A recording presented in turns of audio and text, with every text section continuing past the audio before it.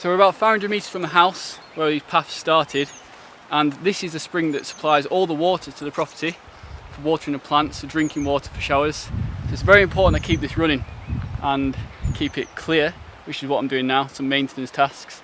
And if we weren't to collect this spring water, probably here now in the background, it would trickle nicely into that river, which is pretty much filled with spring water from up the valley in the summer, because obviously there's no rain in the summer.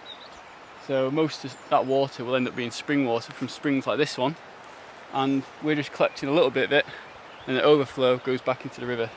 So it's very minimal impact on nature, but also using nature resources for our own benefit to actually enhance nature and enhance the surrounding area by growing amazing gardens and living as good as we can off the grid. That's the key bit, off the grid.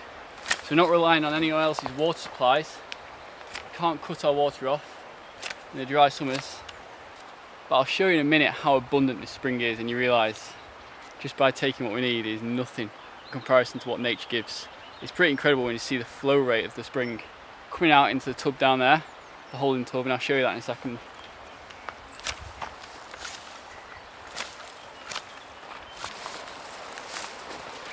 By the way, these are actually grapevines. So now the people who lived on this property years and years ago knew there was a spring here and used it to their advantage and planted cultivated crops like grapes and other edible plants and herbs in this area, because they know it's got a good water source without needing to add more water, because nature's just pumping it out and feeding these plants. So we're going to get grapes around the springs and wild fennel. See that? It smells amazing down here. Again, you can't get that across on camera, but there's fennel and mint just constantly as you walk past. Now, I'm not going to take too much credit for the actual infrastructure of this spring and how it feeds the house, because that's the work of the previous owner, Richard, and he did a very, very good job. And now all I've got to do really is just keep on top of it, keep it in good condition, and he gave me a very good coaching session before we moved in on how to do that. So this is the first holding tub of spring water, and you can see basically it runs like this. So we have the spring there, I'll show you the flowing out there, under a pipe, under the ground, into this holding tub, where it's the first filtration. Gravity will cause all the silt and the dirt to sink, and then as it rises up in the tub and the dirt sits at the bottom, this black tube here is where it's taking the overflow water down here about 500 metres down to a big holding well just at the base of the hill by our property. And then from there we have a pump every other day, every day. We turn on and it sends water straight up to tanks at the house, and that's where we have our spring water for use in the house. But what I've got to do now is I've got to drain this before I clean out the spring, because it's very important this tub is empty here before I start messing around with the spring, because all the dirt that I'm going to brush out from that spring will end up in here, and I don't want it going into the main house supply. I don't want dirty water.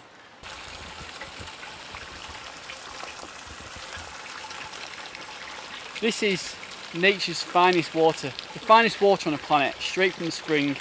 It's living water that's been charged by nature, pushed out of the ground over years and years and years of basically upwards motion through rock filtration, coming out at the end point here at natural spring. This is how it's coming out. So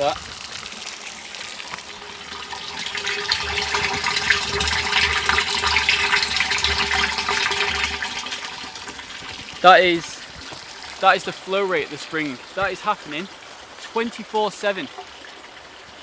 That flow rate, that's amazing, isn't it?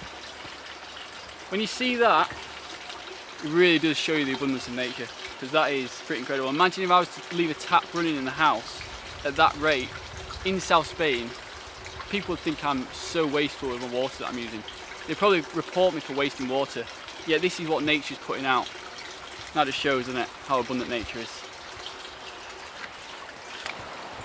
Alright, now I've got to clean the spring out.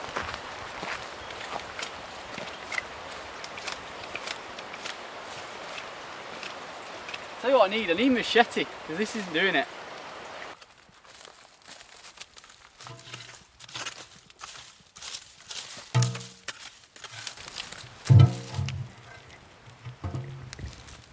That. You actually see it coming out of the ground there. There's a little gentle flow. It's laid rocks down with narrow little passages for the water to filter into, to run into, which then all feeds to one point, which is a pipe directly under here. So all the water's coming out there, channeling into a pipe, going under the ground and into that white tub before it's settled and then sent off to the main house. I just had a horrible feeling when I did that then. Thought I felt a snake.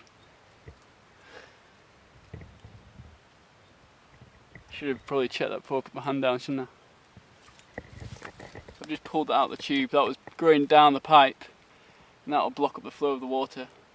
So clearing it out like that, help keep it flowing fully to that tube with no blockages along the way.